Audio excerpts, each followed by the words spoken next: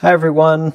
Welcome. My name is Ross Carr, and I'm the Artistic Director of the International Contemporary Ensemble here in New York City.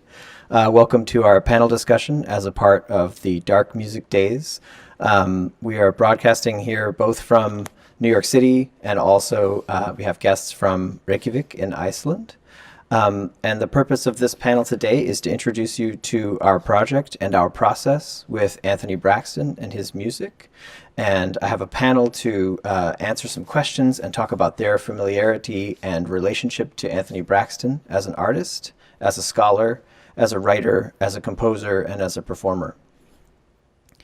This project began at the invitation of the Dark Music Days Festival to perform the works of Anthony Braxton and Bergrun Snæbjørnsdóttir in the Dark Music Days Festival in January of 2021.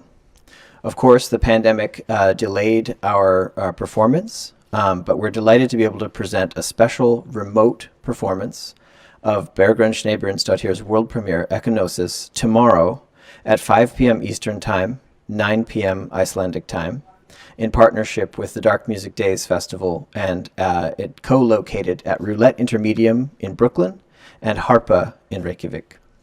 This project has come together through partnership support from several individuals and organizations, and I'd quickly just like to talk about them. Dark Music Days, at the invitation of Asmundur Jonsson, and also through partnership with Berglind Maria Tómasdóttir at the university, have created a curriculum and a project around Braxton's music, as well as the platform for the world premiere of Bergrun Snæbjørnsdóttir's piece. We're also joined by our friends and colleagues at the Tri-Centric Foundation who have helped us to understand and organize concerts around the music of Anthony Braxton. Specifically, James Fay, Kyoko Kitamura, and Carl Testa have been extremely helpful in organizing these projects. And of course, at our home in Brooklyn, we're also at Roulette Intermedium, where Jim Staley has invited us to be in residence here for a few days, with the help of Amanda Davis and Warman Jamjad. So tomorrow you'll hear more about Bergrun Snæbjørnsdóttir's world premiere piece, Echinosis, but today this panel is going to focus on the music of Anthony Braxton. So instead of introducing our panelists by way of reading their biographies, I would instead like to jump right in and have each panelist briefly introduce themselves, their sound or their instrumental practice, and their relationship to Anthony Braxton. To begin, I'd like to welcome the Artistic Director of Tri-Centric Foundation to introduce yourself and to briefly introduce Anthony Braxton as an artist and his Tri-Centric Foundation. So please welcome James Fay. Hi, I'm James. I'm a saxophonist, composer, electronic musician. I teach at Mills College in Oakland, California, where I am also the director of the Center for Contemporary Music. And I'm also the president of the Tri-Centric Foundation. And I've been working with Anthony Braxton since 1996, when I first started studying composition with him at Wesleyan University. And I've been working with him on and off since, so it's been a while. And Anthony Braxton's music is hard to encapsulate in any short form, which is, I think, what drew me to his works to begin with, is really the breadth of his music. He's a composer, saxophonist, a musical and social thinker, and a person who has big ideas but is always dedicated to trying to realize them in any way that he could, with whatever resources that he could gather. He was always somebody who wanted to do his own music and not wait for somebody else to do it. And so we'll talk more about the works that we'll be exploring tomorrow in the panel, but it will be I think any necessarily any look at Anthony's music will be kind of these little spot checks into this kind of broad universe. Yeah. Thank you, James. That's awesome. It's a perfect introduction. And we could go on for a long time, of course, but I'd next like to introduce each of our panelists. And so joining us from New York City is Faye Victor. Faye, could you briefly introduce yourself? Yes, sure. My name is Faye Victor. I'm a vocalist, composer, and educator. I'm the part-time faculty at the School of Jazz and Contemporary Music in New York. I've had the honor and distinction of working with Anthony on two of his operas in 2010 and I believe in 2011, Trillium E and Trillium J, and also perform some of his ghost and tactical trance music as well. I'll say more later. I'm also a band leader, just a little more myself, and I have to say, Anthony has been really an influence in terms of thinking. Uh, James kind of said it as having big ideas, but also really expansive ideas, like thinking really so outside the box that that feels completely normal. Great to be here. Oh, thank you. It's great to have you, Faye. And Berglind Maria Tomarsdottir, why don't you introduce yourself next? Yes, hello. My name is Berglind Maria Tomarsdottir, and I'm a flutist and a composer and a professor at the Iceland University of the Arts. So I'm here as a part of a group from Iceland University of the Arts, which is a group of faculty and master students that are all from a program called New Audiences Innovative Practice. So we've been having a lot of fun this semester exploring this work, which is new to most of us. But luckily, we were able to invite John McCowan, the clarinetist, who is very familiar with Braxton's music, to join our band. So it's been a privilege and a pleasure having him on board and sort of leading the way, because we've been meeting actually weekly now for the whole semester, working on this music. That's fantastic. And Rebecca Heller, go ahead. Hi, my name is Rebecca Heller. I'm a bassoonist. I'm on the board and I'm a former co-artistic director of International Contemporary Ensemble. And I'm really excited to be here with everyone today and explore more of this process for this incredible concert. Braxton's music was new to me as recently as 2017, and has really informed both my practice as an interpreter and as a composer and improviser, and really exciting to play and explore his music in person again and across continents in this really new and unusual way. Great, thank you, Rebecca. And Darius Jones. Hi, I'm Darius Jones, and I am a composer and saxophonist, a thinker. And, you know, I'm the influence. I first heard Anthony Braxton when I was in high school. I heard four alto, and it scared me to death. And I didn't understand it, and that excited me. And as the years went on, I read his articles and got deeper into his thinking and got deeper into his music. And I feel like, you know, in many ways, I am similar to him and to his spirit and what he's trying to do as an artist, and what he has done as an artist, I should say it like that. So, yep, that's me. Thanks, Darius. And Josh Modney. Hello, I'm Josh Modney. I'm a violinist and composer based in New York City. I'm a member of the International Contemporary Ensemble, and I'm the executive director of the Wet Ink Ensemble. And I've been performing Braxton's music for about 10 years in ensembles and solo settings. And Braxton's music has an extraordinary way of bestowing agency upon performers.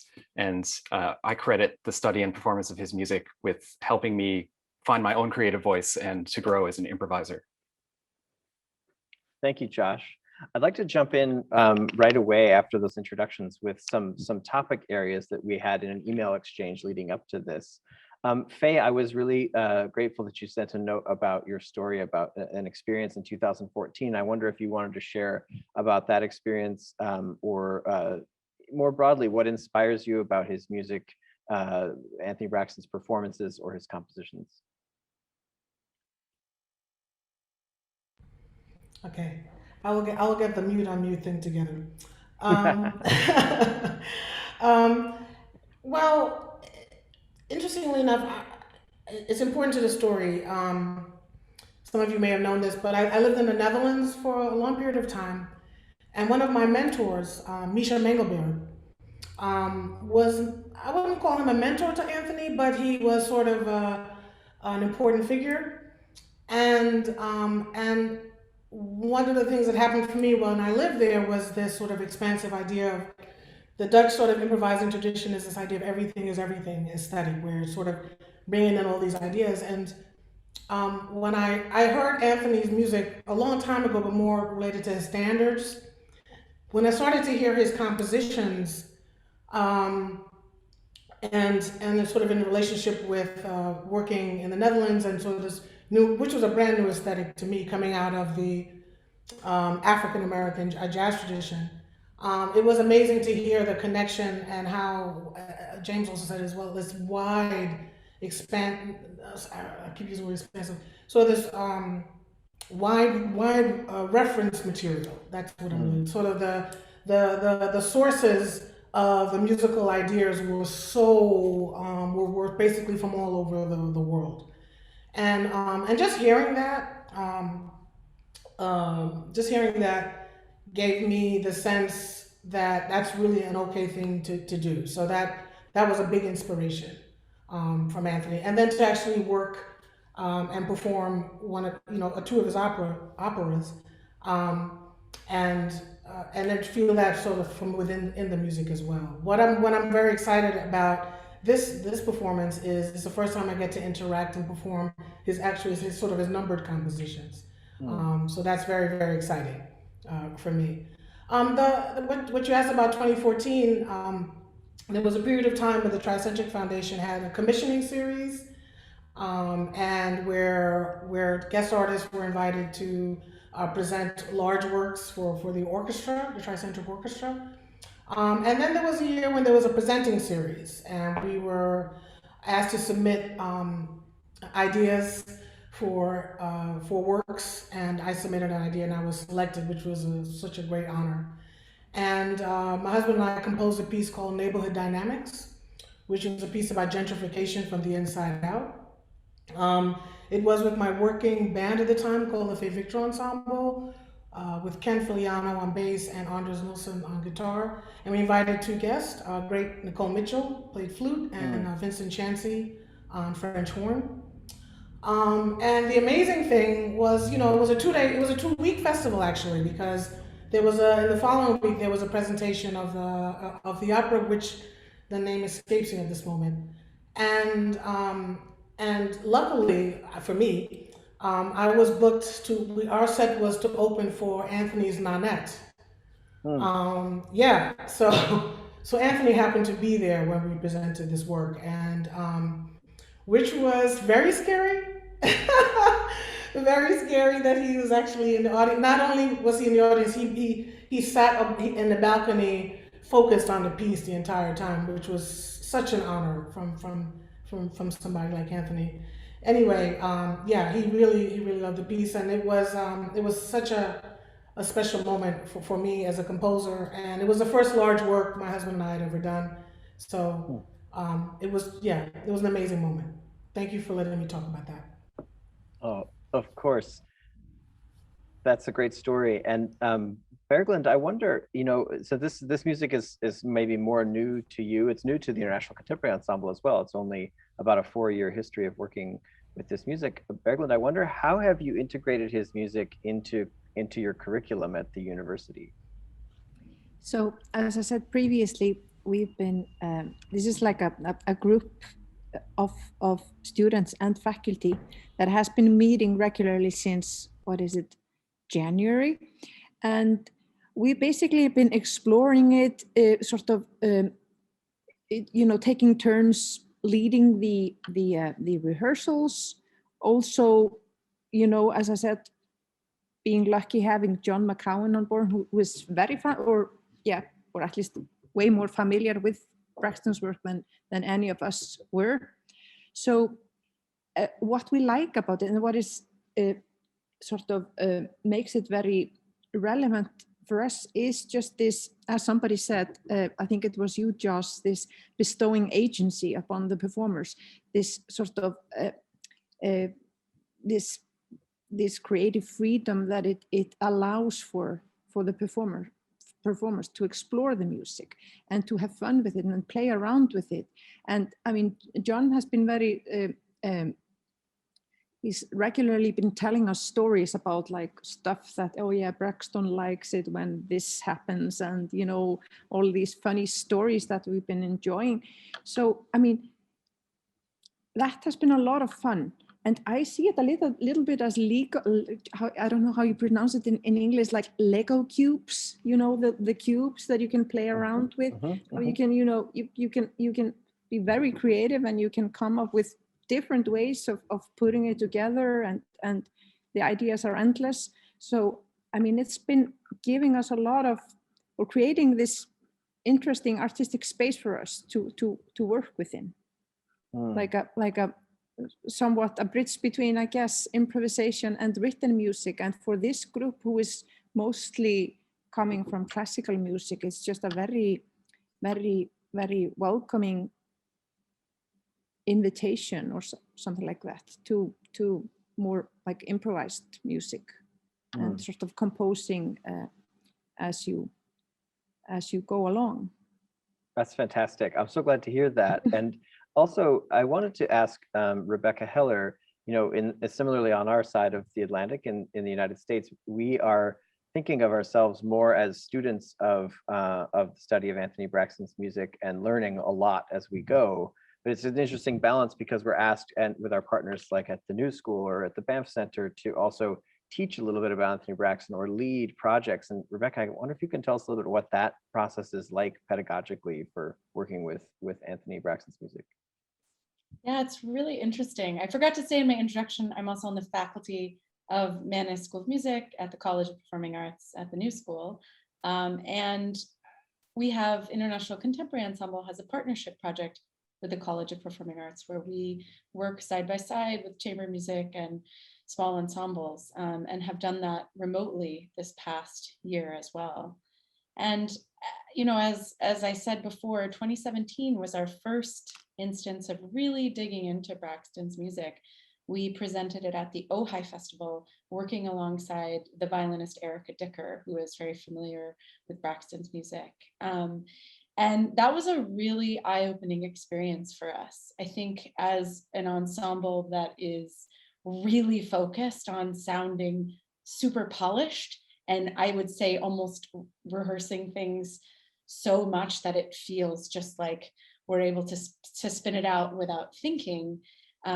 It was sort of the opposite. It was getting comfortable with the discomfort of feeling sort of underprepared going on stage, which was a really, really new place for us to be. And it felt really vulnerable and really exciting at the same time, because it's really important to Braxton and his music not to sound polished or not to have an exact plan on when you're going to add secondary material or where you're going to take your improvisations from, or where this trio is going to go off and go rogue and play another piece in the middle of a piece.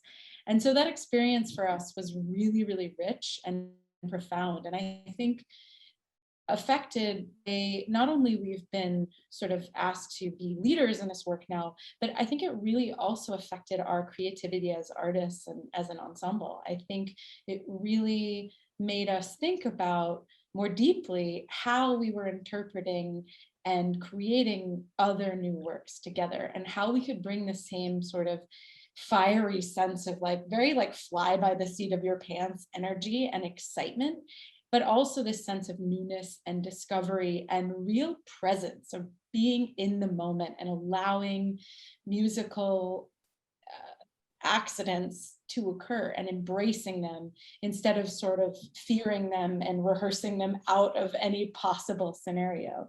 So that was a really powerful and positive experience for us.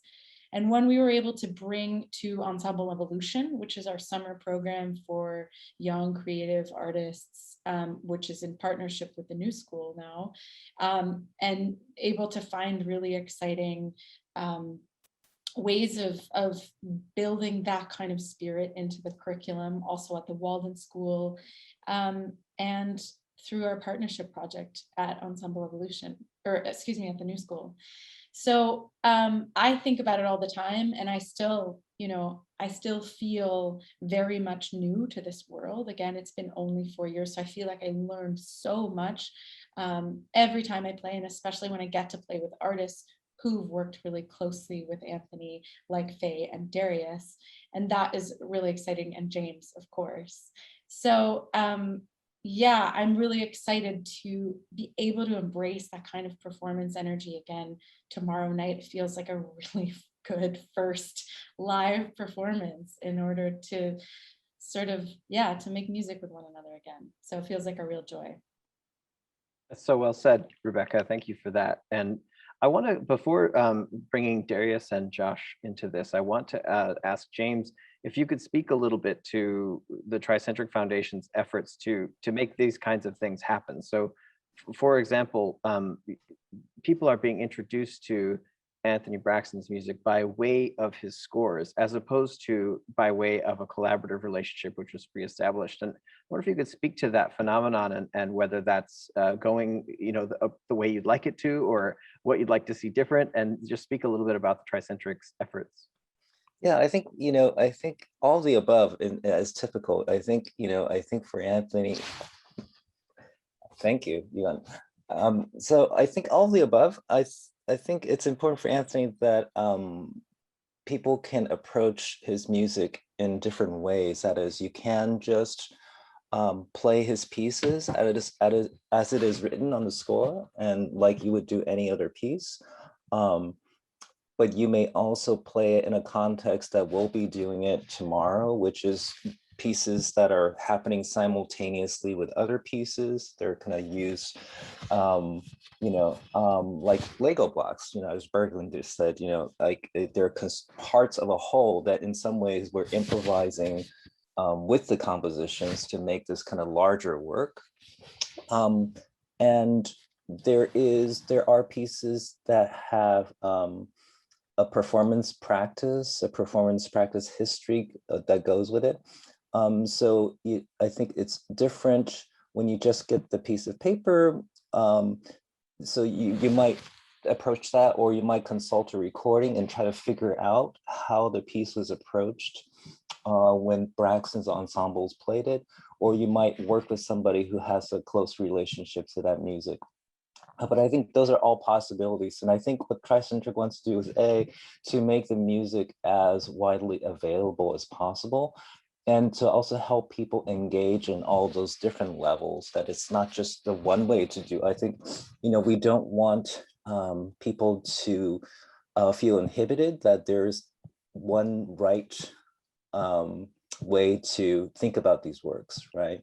That is, we can, show people how the piece has been, and oftentimes the performance practice has evolved over time. So there's not, even within Braxton's ensembles, how we approach a particular set of works might be really different after we've been working with it for 5 years. But I think the goal is to help people kind of approach the multiple facets of it, right? To be able to see it, to be able to engage different aspects of it, and to make the material available. And one of the problems with Braxton is his extreme, that he's so prolific. So we're in the process of digitizing all of his scores and manuscripts, which is, we're hoping to complete the digitization in a year or so, and then slowly trickling out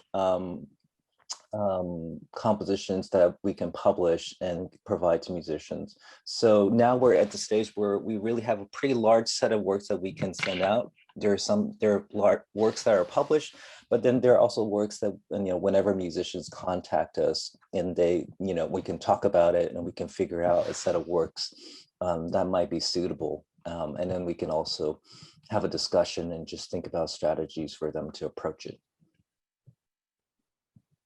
That's fantastic. I mean, it's such a great effort and energy that feels very generous, and it also helps so many more people gain access to this material or gain an entryway. And then by way of the sheet music, one might find themselves reading or listening more and finding the whole ecosystem of Anthony Braxton's music. So I'd love to bring in Darius Jones and talk a little bit about that ecosystem and about your relationship to it, and just expand a little bit on what you said about influence, Darius. It's interesting with Anthony.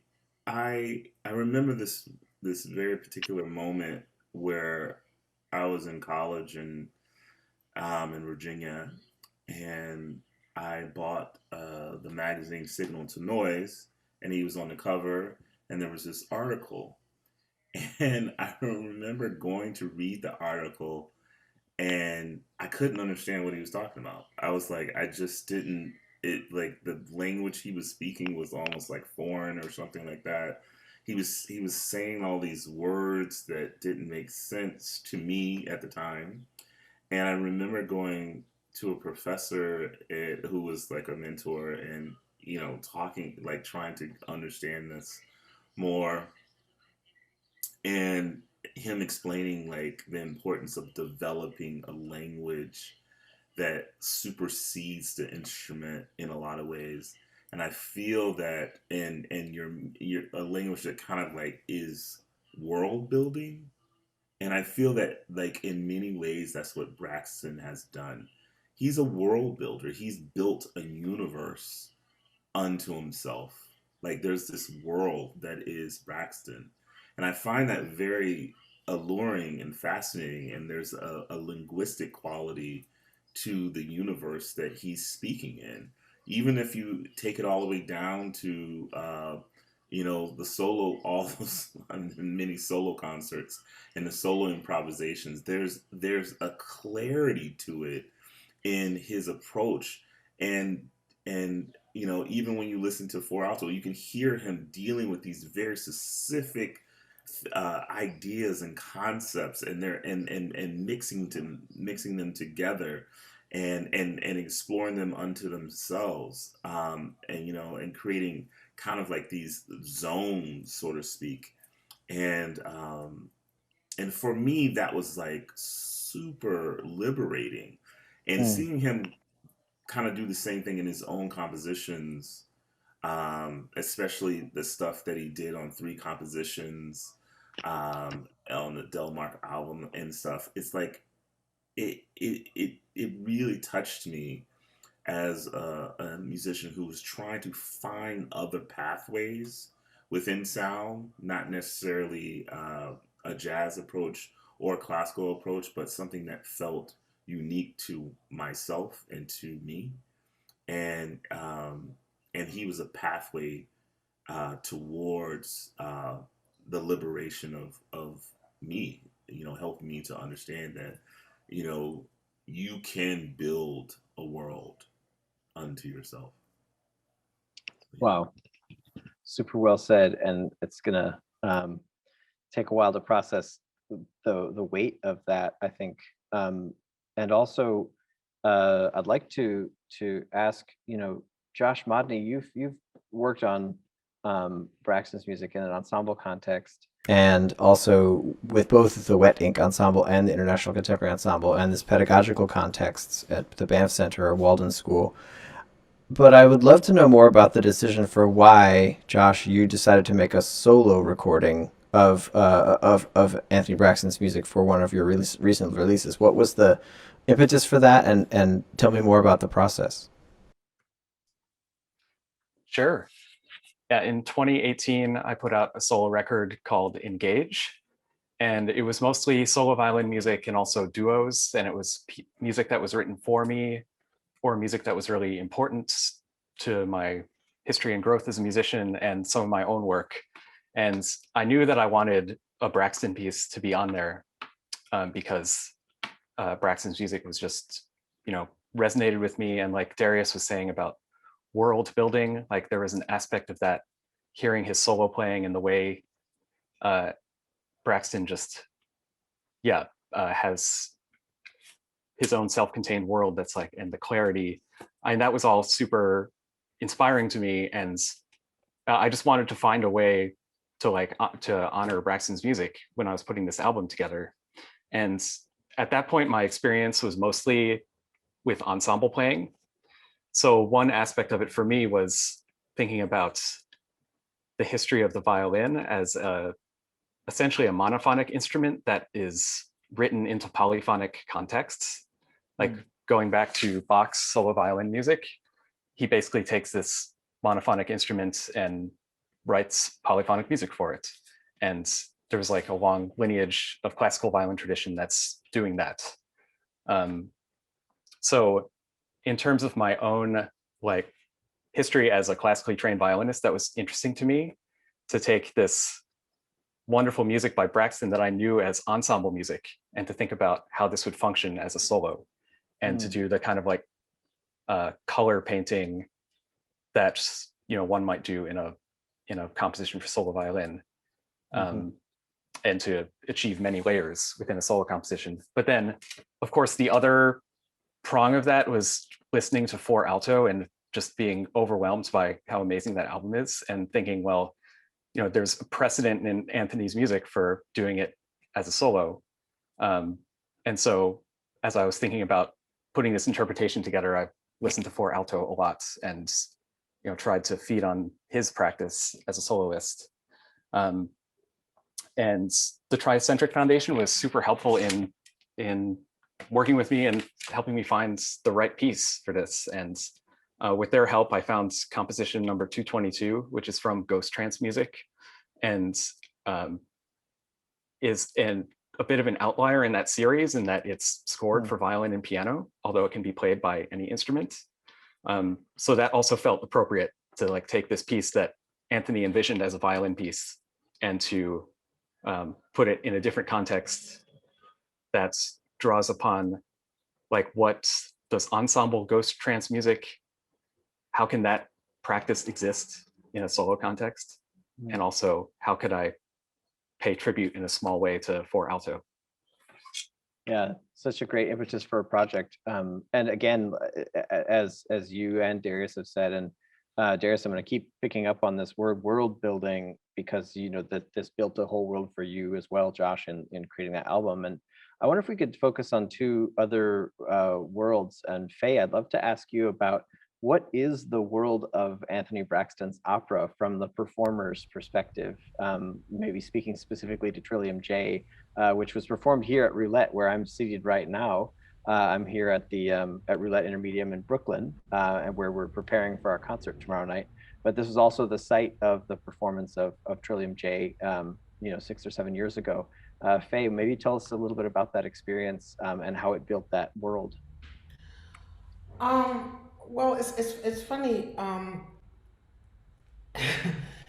I remember, I think what Darius said is really pretty amazing, because that's so true. And one of the things I remember when we were rehearsing for Trillium J and also a Trillium E was the rhythmic integrity. Anthony is really, really serious about the rhythmic integrity, at least for the operas. And I wasn't. It was such a new world. Speaking of using this world, that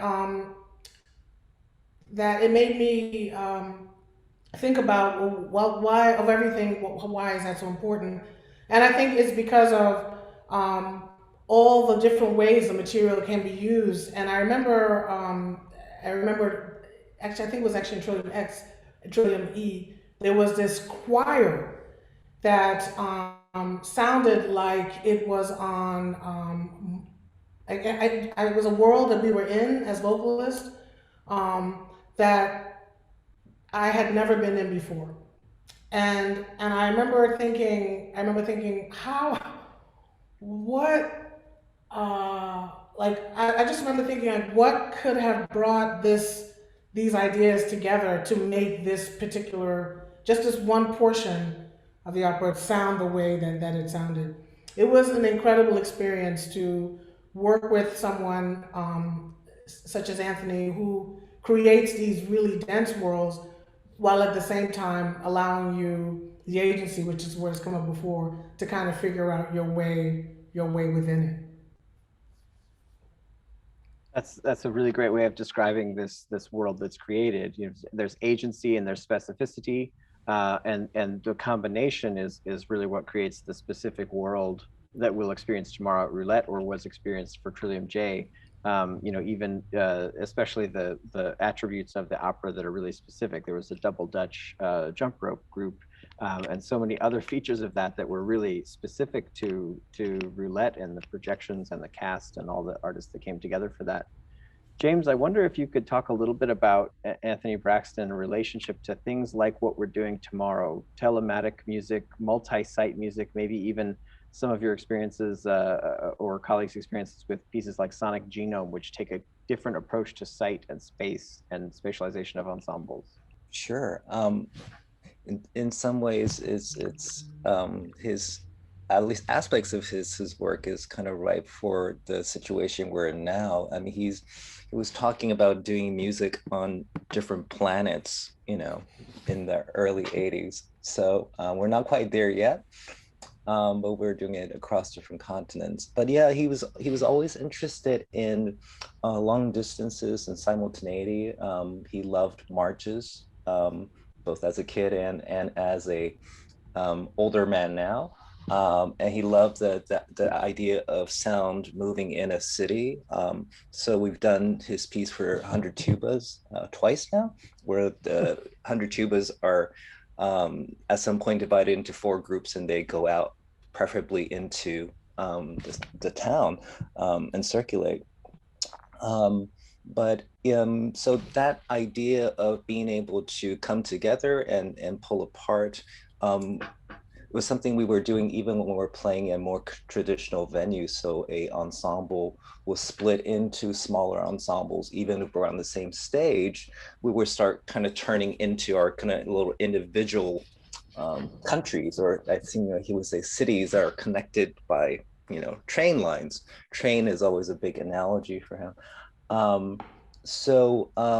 In projects like the Genome, and the most recent one we did in Berlin, I think maybe the October before the pandemic shut everything down. That was a 6-hour concert in the Gropius Bau, and it was 60 people over 6 hours, I think. And so a lot of different so as a viewer, you're walking through this environment and kind of like you're in a theme park, and there's no center, there's no schedule, so opera might be performed, but you might miss it because you're on the wrong floor and you're just listening to something happening at a distance, and you might wander into some space that's empty, but people start congregating to perform a piece. So in that case, there were designated pieces that were, large configurations, but the groups, there were 12 different groups that could also divide up and make decisions about what pieces to play, where to play them, and how to merge and come apart. So what we're doing tomorrow in some ways is similar. On a smaller scale, we have pieces that we're going to be playing together across continents. A piece called 46, which I think is from about 1975, which is not precisely synchronized, but synchronized by cue points. And then we'll have pieces that are played independently in New York and in Iceland. And even within those 2 places, there might be simultaneous pieces happening, since each of the groups in New York and Iceland are going to be subdivided into 2 groups.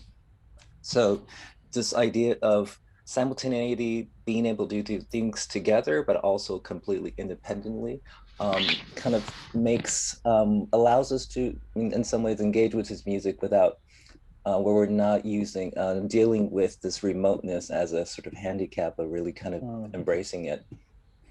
Mm-hmm. Yeah, I think, as we work on this project, we're tuning multiple variables at the same time. One of them is, can we create an interesting remote experience for the audience, but also, can we create an interesting experience for each other? And as we're coming back from many months at this point, about 13 or 14 months of playing mostly with headphones on, mostly in the studio, if at all, away from our homes. It's great to take some moments in this acoustic here at Roulette, and I'm sure it's the same for you as the Scarpa and Harpa, to take the headphones off and listen to each other acoustically and really strategize about how to interpret this music. But this concert tomorrow wouldn't be possible without a lot of experimentation in technology and telematic performances. So I just wanted to also say thank you to the folks at Harpa and also at Roulette, and specifically to Joshua Rubin and Maciej Lewandowski for working on expanding some of this technology. And also a lot of trial and error, but it feels a lot like the same type of practices that we've employed with Braxton too. There's a lot of trying things, trying some other things, and then ultimately when you're a concert, you're still trying things. And so it feels really nice. So I want to thank all of our panelists and wrap up for today, and especially thank the Dark Music Days folks for hosting and for making this project possible, and the USAI and the Mid-Atlantic Foundation for their support, and also Nokia Bell Labs Experiments in Art and Technology for some support in technological research leading up to this. We'll see you all tomorrow at 5 p.m. Eastern Time, 9 p.m. Icelandic Time. And you can do the math in whatever time zone you're in. You can be able to tune in and find information on the website, ice.org. That's the International Contemporary Ensemble's website, and several of the partner websites for the organizations such as Roulette and Dark Music Days. So thank you again. We'll see you all soon, and look forward to seeing you in person someday soon.